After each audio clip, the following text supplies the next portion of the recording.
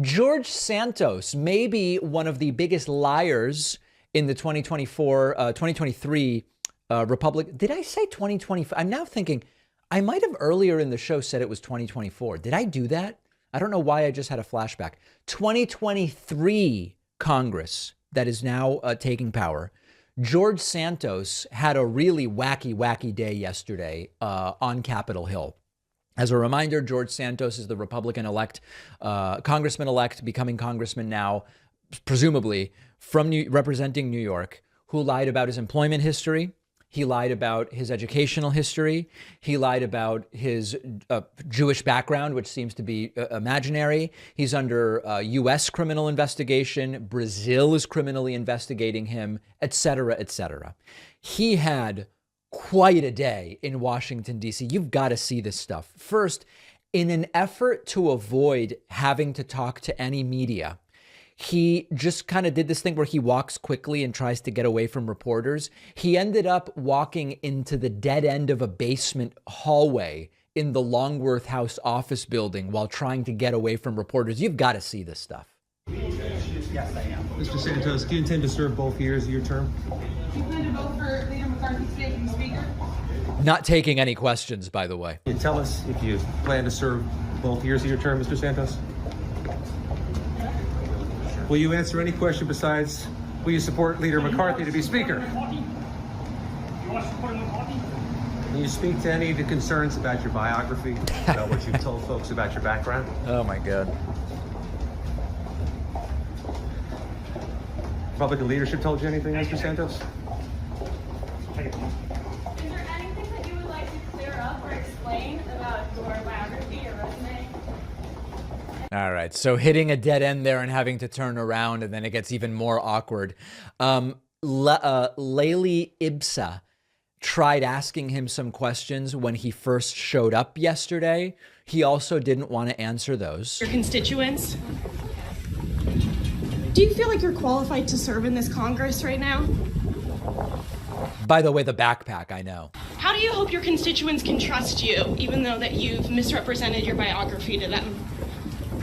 What's your response to calls for a House ethics investigation by Nicola Odom? God, this guy's Do you have any pathetic. statements about your campaign and how you hope to govern? No. The mere, I love the question. This guy's not going to govern. Are you nuts? That it's a funny question in that he's obviously not going to do any governing. Hope to carry out your full term? What can you say to reassure your constituents that you'll do what you said you were going to do on the campaign trail, given the concerns that have come up about statements you've made in the last few months? All right, you get the point. Walking miles, seemingly, avoiding questions from reporters. I don't know how tenable it's going to be for him to just never answer questions. Then we get to him sitting in the House chamber, and you almost start to feel bad for him, except that you don't. As proceedings were going on, just sitting by himself on his phone, and we have video of it right now that we're showing you, sitting by himself, looking dejected, sulking in the House chamber on his phone, and just nobody talking to him. You let me know whether you feel bad. I mean, listen, he lied about everything. You know, this guy really did lie about everything. And now, I mean, listen, it's not like Republicans are honest. It's not like I have a delusion that the reason Republicans are shunning him is because they're honest and this guy is dishonest. Obviously, that's not the case. But it is just funny and kind of like weird to see.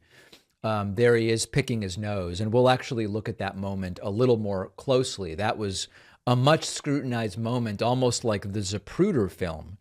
You will see here that he does an interesting move as he sits there, where he goes in for the pick and then very casually does a sort of rolling motion, does a kind of a rolling motion, and he does seem to be able to dislodge the mucus that he was able to obtain there.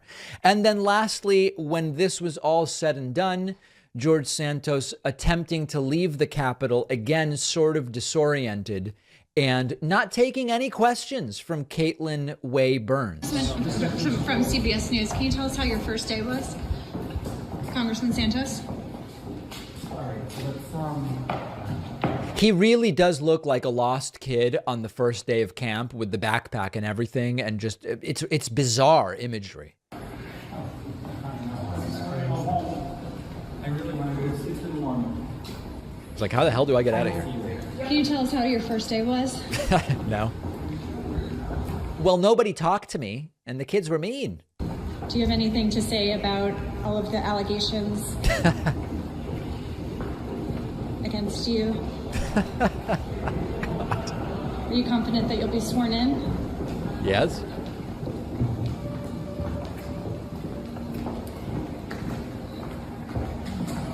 And off he goes into the dark night, ultimately finding an elevator that would eventually take him outside. This doesn't seem at all sustainable. And one would imagine at some point, if George Santos is actually going to serve, he's going to have to answer questions from someone, and they're going to have to be real questions, not like those softball interviews that we looked at last week. So a tough first day at school, at work, for George Santos. Unclear whether he had those Capri Sun juice pouches in his backpack or what, but not going well. And we will see what happens today. Nothing definitive, by the way, as to whether there was any kind of quid pro quo between Santos and Kevin McCarthy. The, of course, speculated quid pro quo would be McCarthy supports Santos not resigning and being sworn in.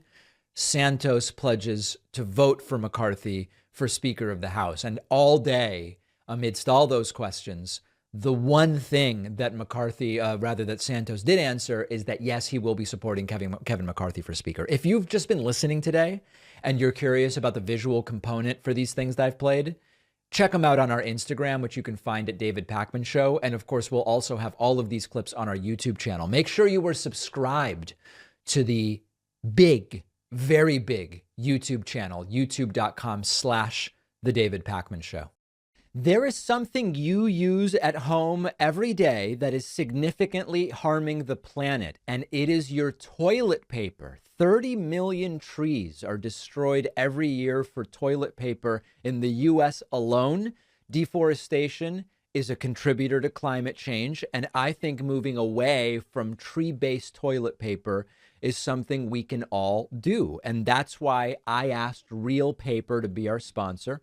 Real Paper is a toilet paper made 100% from bamboo stalks, which grow forever. So no cutting down trees. And all of Real Paper's packaging is plastic free. Think of all those big plastic bags you've thrown out over the years. Real Paper is a B Corp certified by the Forest Stewardship Council. And Real Paper plants one tree with every purchase you make. And the best part is you can do a part to fight climate change without making any sacrifice, because Real Paper is soft and fluffy and durable, just like traditional toilet paper you're used to. Guys, this is a no-brainer for anyone who cares about the issue of deforestation. Give Real Paper a try. Go to realpaper.com/Pakman and use the code Pakman for 30% off your first order, plus free shipping. The link is down below.